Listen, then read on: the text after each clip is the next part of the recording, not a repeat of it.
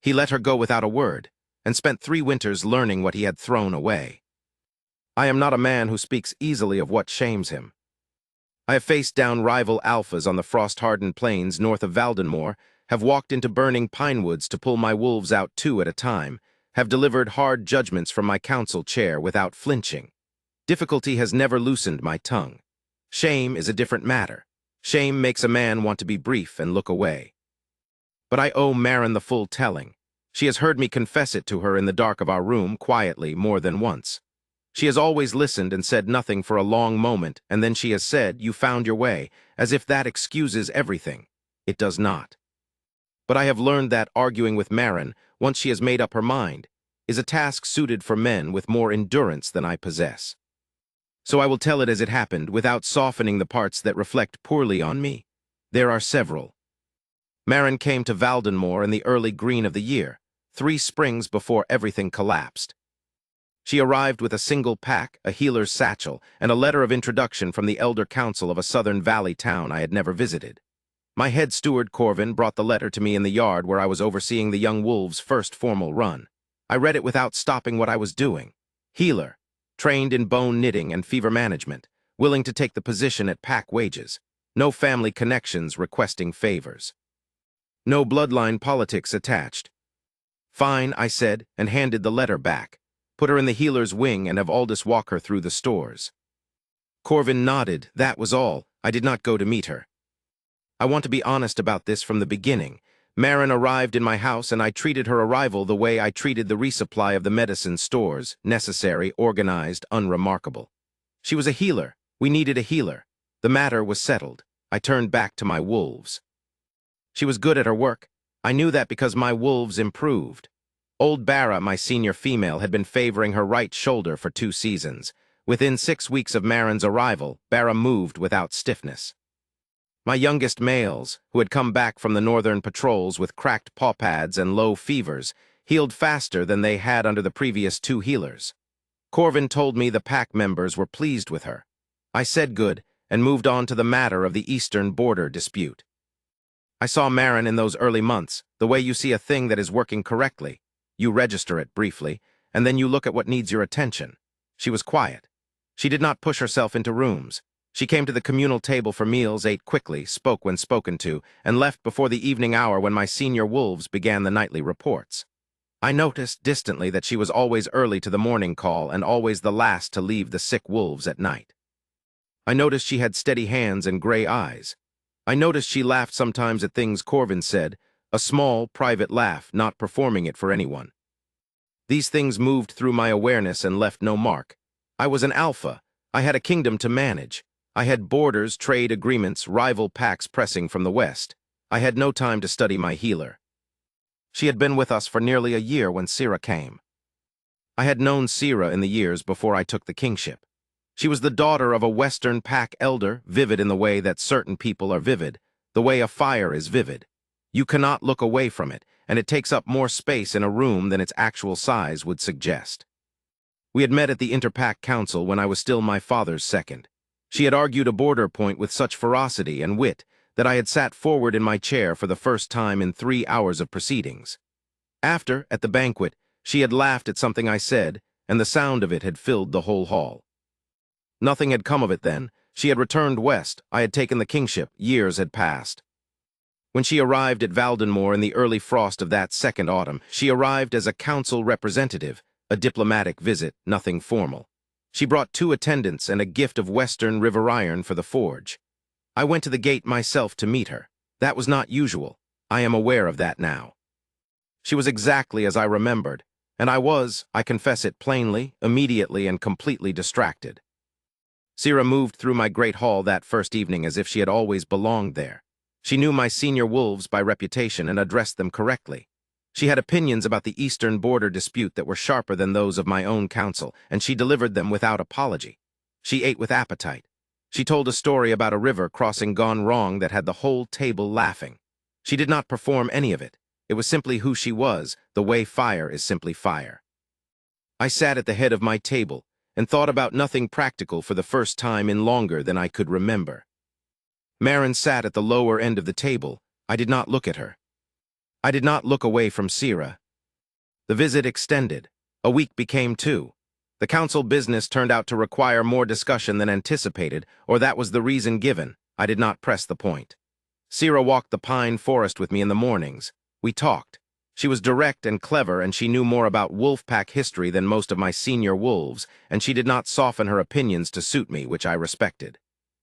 My wolf in those weeks was quiet. He did not surge toward her the way I might have expected. He watched her from wherever he lived behind my ribs with a kind of polite neutrality. I noticed this and set it aside. I was an alpha. I trusted my instincts in battle. I trusted them in trade negotiations.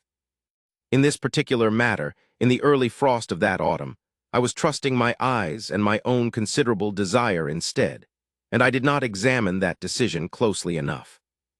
Maren in those same weeks was simply there. She came to morning call. She spent her days in the healer's wing. She joined the communal table. I was aware of her presence the way you are aware of a river running somewhere beyond the tree line, not absent from your consciousness, but not commanding it. Once, during that second week, Sira and I came back from a morning walk to find Maren in the yard with old Bara, doing something slow and careful with the wolf's shoulder. Some held pressure, some warmth from her hands, Bara's great gray head resting on Maren's knee. Maren looked up when we came through the gate, and for a moment we were looking directly at each other across the yard. Her face told me nothing. She nodded once quietly and returned to what she was doing. Sira said, "Your healer is good." I agreed. We went inside. I did not think about it further.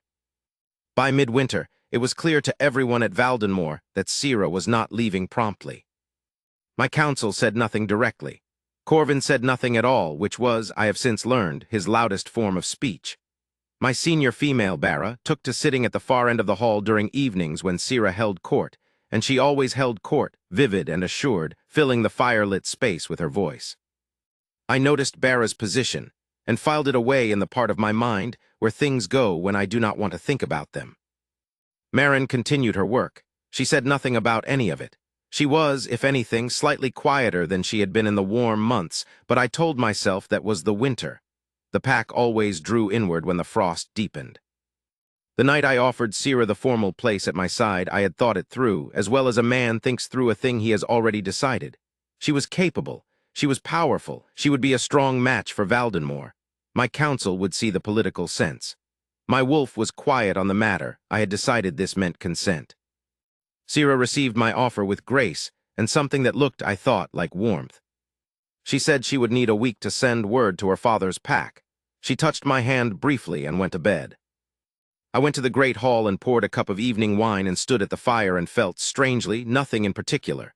Not joy, not the rightness I had expected. The fire burned. My wine was good. I stood there for some time in the empty hall, and then I went to bed. In the morning, Maren was gone. She had left before first light. Corvin found the healer's wing empty, the stores restocked and labeled in her careful hand, the instruments cleaned and laid out. On the workbench, folded neatly, a single piece of paper. "I hope she is everything you believe her to be." That was all. No address, no complaint, no anger. 7 words, her signature, and she was gone. I stood in the healer's wing and read the note twice.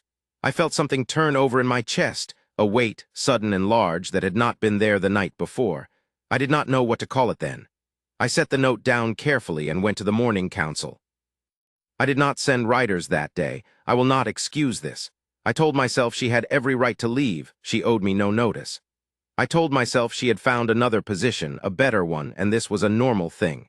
I told myself the weight in my chest was the consequence of a disrupted routine. My wolf told me nothing, because my wolf had gone silent. Not resting silent, not the quiet neutrality of the weeks before.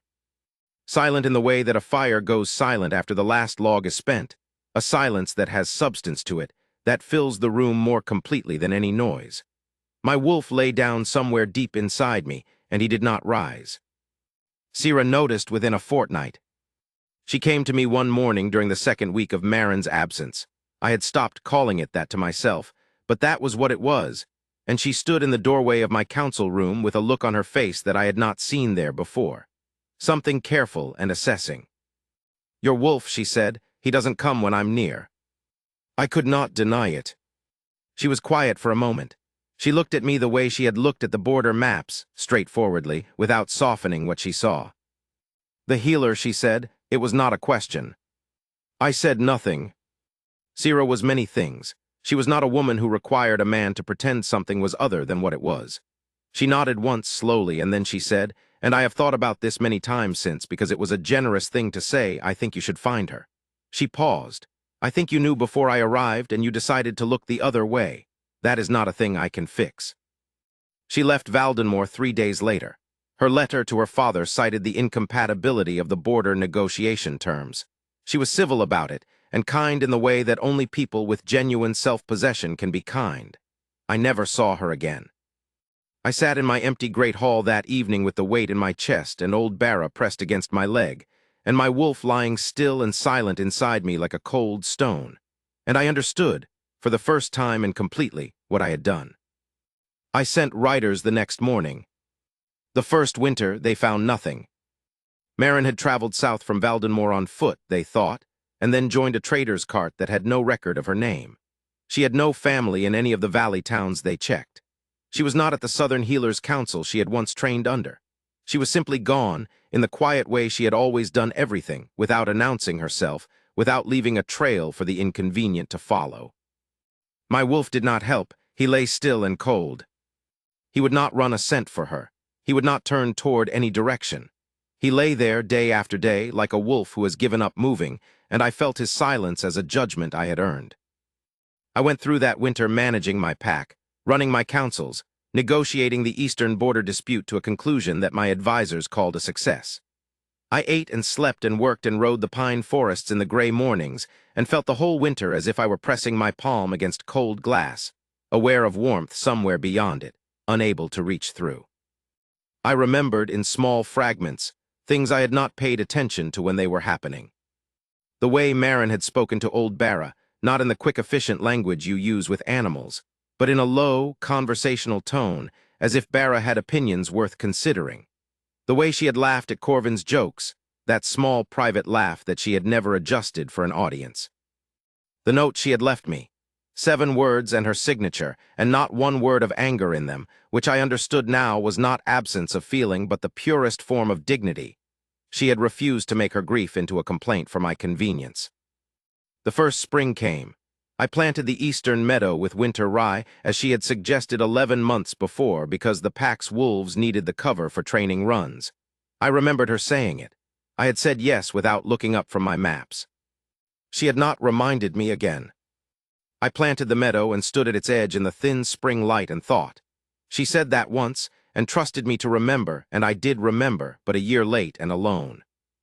I sent riders again in spring, nothing. The second winter, I rode out myself. I took only 2 wolves and Corvin, who offered to come without being asked, and whose face, when I accepted, told me he had been waiting to be asked for some time. We traveled south along the river roads, the routes a woman on foot and then a trader's cart might have taken in the gray beginning of the previous winter. I asked in market towns. I described her. Gray eyes, steady hands, a healer, quiet, would not have announced herself. Some remembered. A cart trader recalled a woman who had ridden with him 2 days south and paid with work, had tended a swollen ankle in his wife and a festered cut in his eldest boy. He described her carefully and with gratitude, and his description was Maren exactly, down to the way she'd worked without fuss and refused extra payment. That was some direction. She had continued south. We followed. We lost the trail again near the river fork town of Weddenmere. No one there remembered her, or if they did not say. I stood in the market square of Weddenmere on a gray afternoon with snow beginning to fall and felt my wolf stir inside me for the first time in months, faint, like something rolling over in sleep, immediately still again. South, I thought. She went further south. I could not go further that season. The eastern border needed me, and I had been gone 6 weeks already, and Corvin was looking at me with the particular expression he wears when he wants to say something, and has decided the moment has not yet arrived. We returned to Valdenmoor. That second winter was the quietest of my life. I ran the pack. I made good decisions. I ate and slept. I could not have told you what any of it felt like. Bara died that winter, old age, a peaceful death. She simply did not wake one morning, and I sat with her body for a long time before I called anyone. I thought about how Maren had known Bara's shoulder without being told. How she had spent 6 weeks fixing a thing I had not even understood was broken. My wolf stirred again the night Bara died. Not a surge, just a movement, slow and heavy, like a man who has been lying a long time beginning to consider getting up.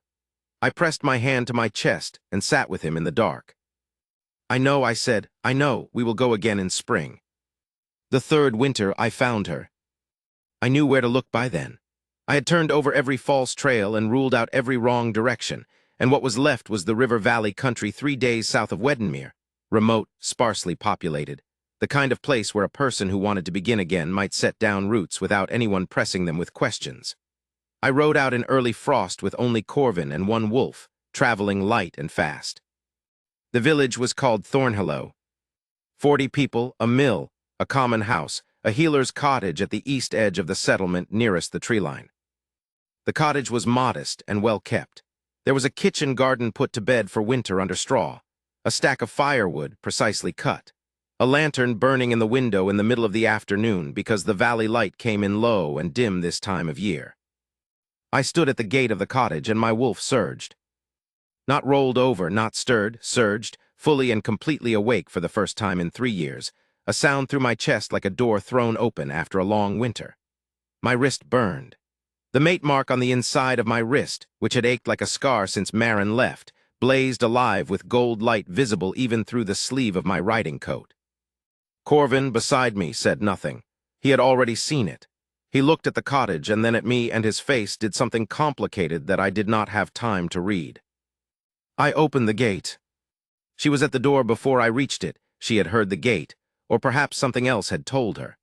She stood in the doorway with a cloth in her hands and looked at me across the short distance of her garden path. She looked the same, clear-eyed and still, as if she had simply been here in this place, living her life, while I had been traveling 3 winters through cold roads trying to find her. Which was, of course, exactly what had happened. Neither of us spoke for a moment. Then she said, "You found me." Not "what are you doing here?" Not "go away," not the anger I had expected and deserved. Just those 3 words, flat and factual, and her gray eyes on my face. "I did," I said. She looked at my wrist, where the mate mark was still burning gold under my sleeve, visible at the cuff. She looked at it for a long time, then she looked back up at me. "Come in," she said, "you look cold." I had rehearsed in 3 winters of riding and failure what I would say when I found her. I had prepared explanations. I had prepared accountability, the clear-eyed accounting of what I had done wrong and why. I had prepared to tell her what I understood now that I had not understood then.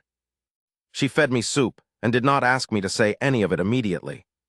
She gave Corvin soup as well and pointed him toward the common house for the night in a tone that left no room for argument. And then she sat across from me at her small table with her hands around her cup and looked at me and waited. I told her all of it. I was not eloquent.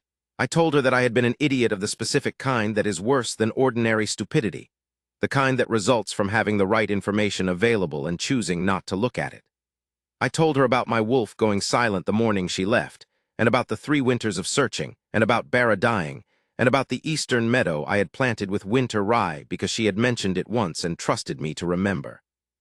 I told her that I had understood, standing in the empty healer's wing reading her 7 words, what she had been to the running of my home and my wolves and my days, and that understanding had been insufficient because understanding is not the same as having paid attention when it mattered. She listened, she did not interrupt, she did not offer me comfort or absolution. When I had finished, she was quiet for a long time. The fire settled in the grate. Outside the window, the first snow of the evening had begun. "I knew," she said finally. "When she arrived, I knew what would happen. I had known for some time that I was," she paused, choosing her words with the same care she gave everything, "that I was not someone you were likely to see, not when there was someone like her to look at." I said that was my failure, not yours. She looked at me steadily. "Yes," she said, "just that." "I'm not asking you to forgive me tonight," I said. "I'm asking for the chance to show you what I understand now." I looked at my wrist, where the mark had dimmed from blazing to a steady, warm glow. "My wolf has not moved in 3 years. He moved when I came through your gate. I think you knew what that meant before I did." Something shifted in her face, not softening exactly, but a kind of careful acknowledgement, the way you acknowledge a truth you have been carrying for a long time and are tired of carrying alone. Yes, she said again, I knew. She did not send me away. She also did not say yes that night, or the next day, or the week after. She told me plainly and without unkindness that she had built something here in Thornhollow. She had patients who depended on her. She had a life that was, she said, adequate. She did not say it bitterly. She said it the way you say a true thing that you have made peace with but would not have chosen. Stay, she said on the third morning. If you mean what you say, there is work here. Sander at the mill has a shoulder that needs 3 weeks of treatment. Old Pen at the common house has a cough that has not cleared in a season. You can hand me things and boil water and not get in my way. I looked at her. You want me to act as your assistant. I want to see what kind of man you are when no one is watching, she said. When there is no great hall and no council table and no wolf pack looking to their king. I want to see what is left. It was, I realized, exactly the right test. She had always been exact. I stayed. Corvin returned to Valdenmoor after a week, carrying my instructions to the council and a message that I would return when I was ready. I remained in Thornhollow, and I handed Maren things and boiled water and helped Sander at the mill and sat with old Penth through 2 difficult nights when her fever rose and Maren worked through the dark hours without stopping. I watched her work. I had watched her before, distantly, the way you watch something that is functioning correctly, and I had not seen it. I saw it now. She worked with the same unhurried thoroughness she brought to everything. She did not have Sira's fire. She did not fill rooms. She did not announce herself or leave an impression that lingered after she'd gone. What she had was a different thing entirely, a quality of attention so complete and unguarded that the person receiving it felt simply seen. Old Pen's eyes tracked her across the room. Sander's shoulder relaxed the moment her hands found it. The 2 village dogs who had adopted her cottage doorstep followed her through the settlement each morning and sat outside doors where she was working and waited, without being asked, for her to come out. My wolf watched all of this with the quiet intensity of a wolf who has come home after a long time in strange country and is relearning every sound and scent of a familiar place. At the end of the 2nd week, one of the village dogs, a large, rough-coated gray, came into the cottage uninvited one evening while we sat at the table and settled himself across both our feet. Maren looked down at him. Then she looked at me. That small private laugh moved across her face, the one I had observed a year before without understanding what I was seeing. Your wolf, she said, has been sending me gifts for 2 years. Did you know? I did not know. I said so. 2 winters ago, a wolf appeared at my gate in the deep frost. Brought me half a rabbit, just left it and sat there. I thought it was a pack animal who had wandered. She looked at the dog, who was asleep on our feet. 3rd winter he came again, sat outside the window 3 nights in a row. I told him to go home. She paused. He didn't. I felt something move through me that was large and warm and had no proper name. My wolf stretched inside my chest, a long, slow stretch, ears forward, tail moving once. He knew, I said. He always knew, she said, before you did. On the 1st morning of the 4th week, I found her in the kitchen garden before dawn, clearing the straw mulch from the winter beds in preparation for the turning of the soil, even though the ground was still half frozen. She worked efficiently, as she worked at everything, making decisions with each forkful. I took the fork from her, not commanding, asking with a gesture. She let me have it. We worked side by side in the thin gray light for an hour without speaking. The valley was very quiet. A bird called somewhere in the tree line. The ground was cold and resistant, and we worked steadily. When we stopped at the end of the 1st bed, she was looking at the cottage, not at me. I have been happy here, she said, adequately happy. I want you to know that. I did not fall apart. I know, I said. That is entirely you and not at all me. She was quiet for a moment. What would it look like, Valdenmoor? Whatever you want it to look like, I said. The healer's wing if you want it, or not if you don't. You would have a seat at council if you chose it. You would owe no one your time. My wolves would be, I think, embarrassingly grateful. I paused. Old Barra died this past winter. Something moved in her face at that. She had loved old Barra, I realized. She had loved my wolves. She had tended them for 2 years, and then left in silence when she understood she could not stay. And she had loved them quietly and without complaint, the way she had done everything. I'm sorry, she said. She was peaceful, I said, and she had those last 2 years of her shoulder working correctly because of you. Maren looked at the half-cleared garden bed for a long time. Then she looked at me. Her gray eyes were completely clear, as they always were. She hid nothing in them. It was just that you had to actually look to see what was there. "All right then," she said. That was all, those 3 words, the whole of her answer. We left Thornhollow a week later, in the early morning, when the frost was still silver on the path through the village. Maren said her goodbyes to her patients, careful, unhurried goodbyes, making sure each one knew where to send for her if they needed her, which was the kind of exit only a person of genuine conscience makes. The village dog sat at the south edge of the settlement and watched us go. The rough-coated gray one followed us to the first road marker and then stood there. Maren turned back and looked at him for a moment. "Go home," she said, the same tone she had used on my wolf 2 winters before. He sat down and watched us go. I thought about what it meant that my wolf had known, through 3 years and 3 winters and a cold silence that had been its own punishment, exactly where the right woman was, and had been trying, in the only way he could manage, to tell her that while I looked the other way. I thought about all the things that had been quietly true while I was paying attention to the wrong things. I did not say any of this aloud. Some things do not need to be said. They need to be known and carried and allowed to change how you move through the world. We rode north. We reached Valdenmoor on the 4th day, in the late afternoon when the winter light was low and amber across the pine forest. Corvin met us at the gate. I had sent word ahead. He looked at Maren, and then at me, and his face did the complicated thing again, and then settled into something that was the closest I had ever seen him come to satisfaction. "Welcome back," he said to me. Then he turned to Maren and said, "We are very glad you've come. Old Barra's daughter, Renner, we call her. She has been favoring the same shoulder. We've been waiting." Maren looked at him for a moment. "I'll see her in the morning," she said. "Of course," Corvin said, and he stepped back and led us through the gate. The great hall was warm. The pack had gathered, not formally, not arranged in ceremony rows, just present, the way a pack gathers when something important is coming in from the cold. They were quiet as we came through. I felt their attention, and I felt beneath it something else, the collective exhale of a pack who had watched their alpha ride out and return, and could tell, simply by the quality of the air between us, what had changed. My mate mark blazed gold on my wrist.